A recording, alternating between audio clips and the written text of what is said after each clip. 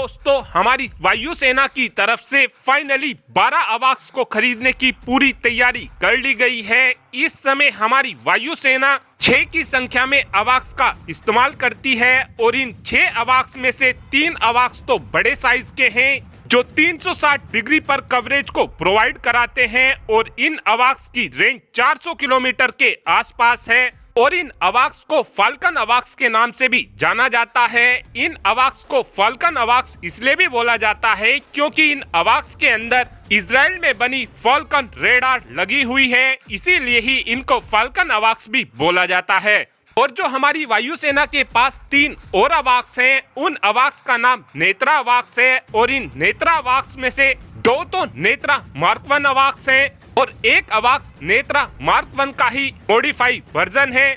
नेत्रा अवाक्स काफी आसानी से 240 डिग्री पर टारगेट का पता लगा सकते हैं और नेत्रा अवाक्स की रेंज 300 किलोमीटर के आसपास है। अब हमारी वायुसेना की तरफ से ये डिसीजन लिया जा रहा है कि अगले हफ्ते तक एक्सेप्टेंस ऑफ नेसेसिटी को जारी कर दिया जाएगा और उम्मीद इस बात की जा रही है कि हमारी वायुसेना की तरफ से 6 की संख्या में अवाक्स को खरीदा जाएगा और जो ये 6 अवाक्स होने वाले हैं ये नेत्रा मार्क 1 अवाक्स ही होने वाले हैं।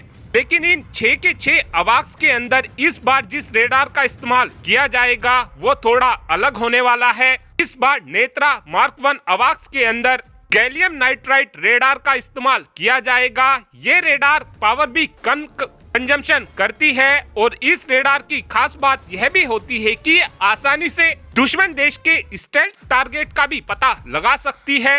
अगेन ये अवाक्स भी 240 डिग्री में कवरेज को प्रोवाइड करा सकेंगे और जो हमारा नेत्रा मार्क 2 अवाक्स होने वाला है ये काफी आसानी से 300 डिग्री की कवरेज को प्रोवाइड करा सकेगा। और जो हमारे नेत्रा मार्क 2 अवाक्स होने वाले हैं उनके अंदर 2 रेडार लगे होंगे। एक रेडार तो नेत्रा मार्क 2 अवाक्स के सामने की तरफ लगा होगा और दूसरा रेडार ऊपर की तरफ लगा होगा। इसी वजह से ये नेत्रा मार्क 2 अवाक्स काफी आसानी से 300 डिग्री की कवरेज को प्रोवाइड करा सकेंगे। और इन अवाक्स को बनाने में हम जिस एयरक्राफ्ट का इस्तेमाल करने वाले हैं उस एयरक्राफ्ट का नाम ERJ-415 होने वाला है।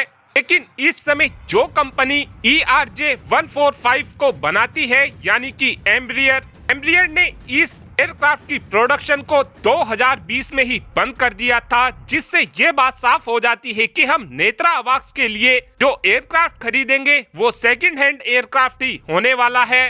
तो टारगेट ये रखा गया है कि इन एयरक्राफ्ट को 900 करोड़ में खरीदा जाएगा और हमारी वायुसेना की तरफ से प्लानिंग ये की गई है कि हम 2030 तक 18 की संख्या में अवाक्स को ऑपरेट कर रहे होंगे। और खास बात इन 18 अवाक्स की यह रहने वाली है कि इन 18 अवाक्स में से 15 अवाक्स तो हमने अपने देश के अंदर ही बनाए होंगे जो भारत की स्वदेशी टेक्नोलॉजी से ही बने होंगे। लेकिन फ्यूचर में 18 अवाक्स भी हमारे लिए कम पड़ने वाले हैं क्योंकि हमारी वायुसेना का ये टारगेट है कि हम 42 की संख्या में स्क्वाड्रन को ऑपरेट करेंगे और उस कंडीशन में हमको 6 और अवाक्स की जरूरत पड़ने वाली है। यानी कि यदि हम 42 फाइटर जेट की स्क्वाड्रन को ऑपरेट करेंगे तो उस कंडीशन में हमको 24 अवाक्स की जरूरत पड़ने वाली है।